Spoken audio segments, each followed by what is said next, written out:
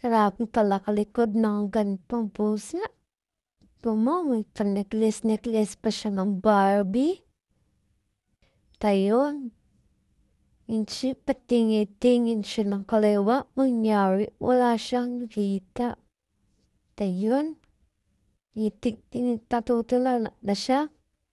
Yun, kinolat siya. Tayon, mapaya gagawin niya. Diyan, kasi tahimik niya lang eh. Puro may binapalak siya. Kaya tahimik niya. Kamao, opo pa siya. Siguro may naiisip yun. Siguro may naiisip yan siya pinaplano, pinapala. Kaya siguro siya tahimik. Kasi alam ko, nakikipaglaro yan siya eh. Alam ko eh. Nakikipaglaro yan siya, diba? Kit niya. Yan ang haba pa ng buntik niya. Pero, ayun, hinarses pa siya para malaro na siya. Dahil di pa talaga siya nakikipaglaro kaganina pa. Kaya, kinabi niya na lang yung kamay niya. Tapos, ayun, titingin-tingin na lang yung sa baba. Ayun. Yan, nabalagtok-balagtok na siya. Yan na, nagsisimula na siya maglaro. Puro nalamdaman niya na may na siya. Malakas na siya.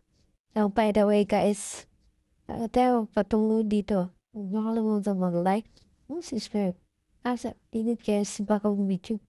Okay, so na. Yun. Yan, laro niya na. You know, laro na yun, hawakan niya na. Akala niya, ano na, lamok. Yun, paano na siya.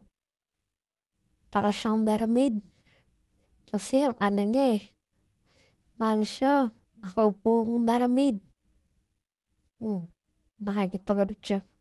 Ganda nung necklace niyang Barbie o Barbie.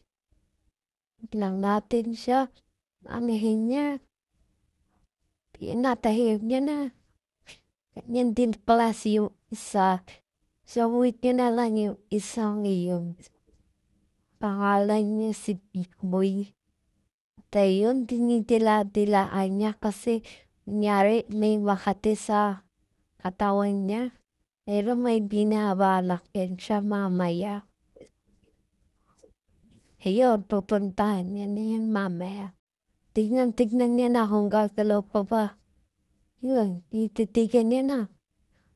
Diba, sabi ko hindi ko pangyari lang yan eh. Ito niya man yun, mapaglaro eh. Diba?